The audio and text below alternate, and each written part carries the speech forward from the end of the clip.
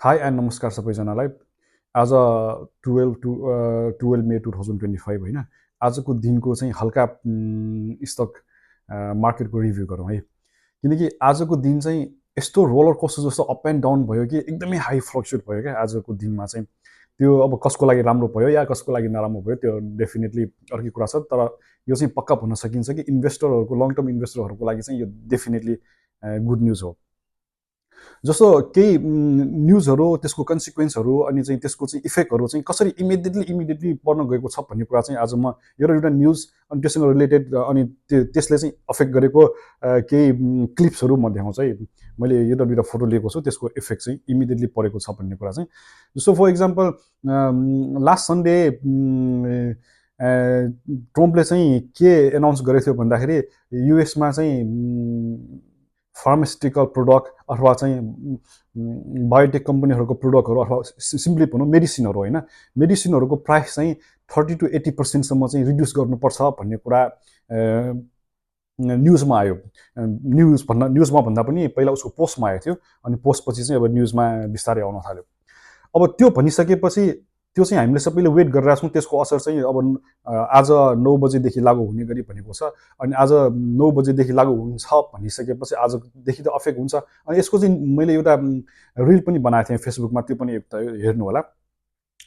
अनि त्यसको इफेक्ट चाहिँ अहिले यहाँ आएर कसरी पर्यो भन्दाखेरि in the context of Denmark, यसको स्टक मार्केट ओपनिङ हुँदाखेरि नै धेरै जसो बायोटेक कम्पनीहरू चाहिँ 6%, 4देखि 6%सम्म डिक्रिजमा ओपनिङ भयो। थियो ओपनिङ हुँदाखेरि नै 4देखि 6%सम्म डाउन थियो, भनेपछि रेडमा ओपनिङ भएको थियो। अब जसले सेल लिएको छ तिनीहरूको चाहिँ आज मजाले अब 3-4% मात्र चाहिँ टार्गेट लिएको छ भने चाहिँ मजाले उनीहरूले आज कमाइ गर्यो होला।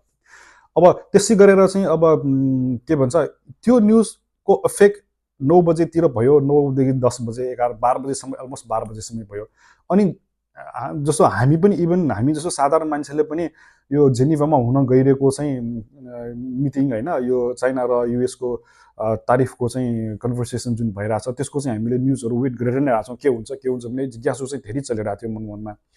अब त्यसको लागि चाहिँ सबैले वेट गरिरहेको थियो। अनि त्यसको पनि एउटा न्युज आउँछ होइन। न्युज के भनेर आउँछ भन्दाखेरि युएसले चाइनालाई लगाएको तारिफ जुन 145 तारिफ छ त्यसलाई चाहिँ घटाएर 30% गर्ने अहिलेको लागि 90 डेजको लागि भनेको छ है। यो पनि 90, पहिलाको केसमा पनि, युरोपको केसमा पनि 90 डेजको लागि भनेर भनेको थियो।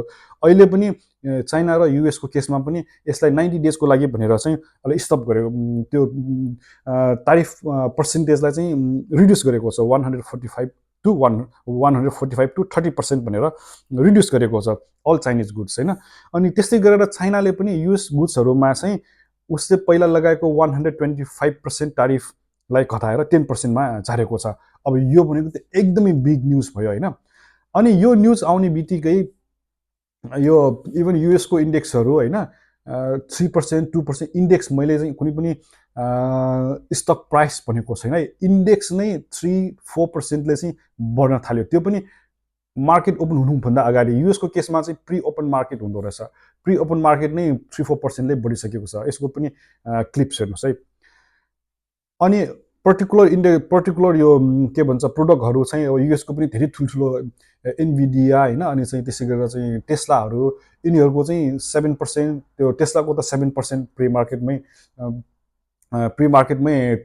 त्यसरी बढिसकेको थियो। अनि त्यो एराउन्ड त्यस्तैमा रह्यो जबसम्म क्लोज भएको थिएन। मैले यो भिडियो बनाउँदाखेरि डेनमार्कको अलमोस्ट 10 बज्यो। अब युएसको चाहिँ अब क्लोज हुन्छ, यहाँ 10 बज्दाखेरि ठ्याक्कै त्यहाँ क्लोज हुन्छ। अब राति 10 बज्दाखेरि त्यहाँ क्लोजिङ हुन्छ भनेपछि त्यो क्लोजिङ हुँदाखेरिसम्म चाहिँ 6% समथिङमा चाहिँ अप छ यो चाहिँ टेस्लाको। भनेपछि त्यस्तै अलमोस्ट सबै स्टकहरू नै ग्रिनमा छ, इन्डेक्सहरू सबै ग्रिनमा छ, त्यो पनि 3-4%। वान डेमा 3-4%ले इन्डेक्स बढ्नु भनेको त्यो धेरै नै ठुलो कुरा हो। अब यो कहिलेसम्म रहन्छ होइन, यो चाहिँ अब कहिलेसम्म रहन्छ। अब यस्तो पोजिटिभ न्युज आउने बेलामा चाहिँ डेफिनेटली कस्तो हुन्छ भन्दाखेरि यो मान्छेलाई चाहिँ धेरै असर गर्छ र यसले चाहिँ धेरै नै हाइप लिन्छ, एकदमै ठुलो हाइप लिएको छ।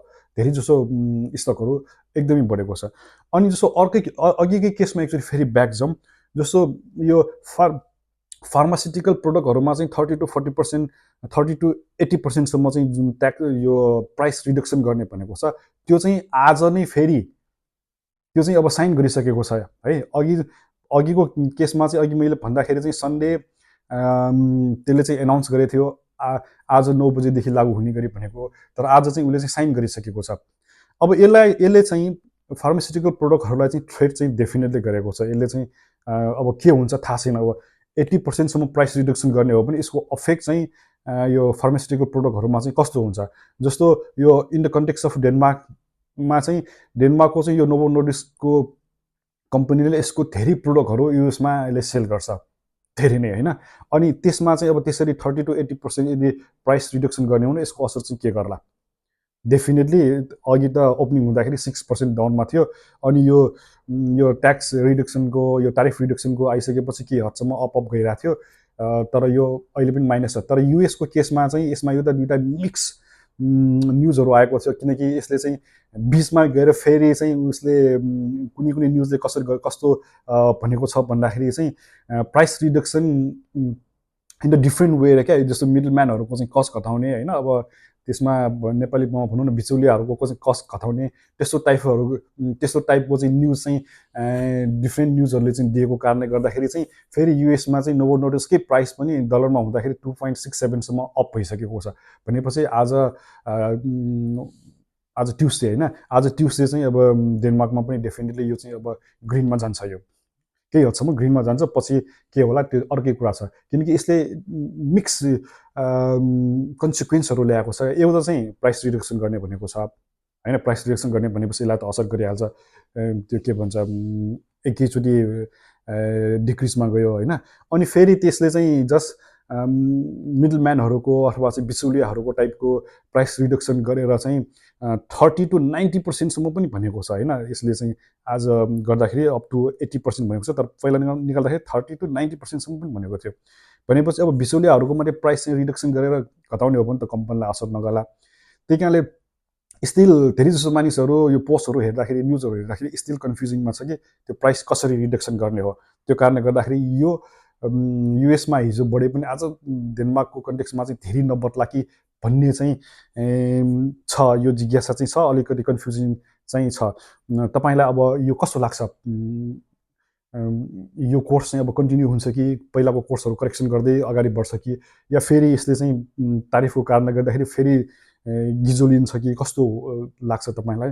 प्लिज यसमा कमेन्ट गर्नुहोला। भिडियो मन पऱ्यो भने लाइक गरिदिनुहोस्, सेयर गर्नुहोस्, र नयाँ हुनुहुन्छ भने प्लिज सब्सक्राइब गर्नुहोला है। Thank you.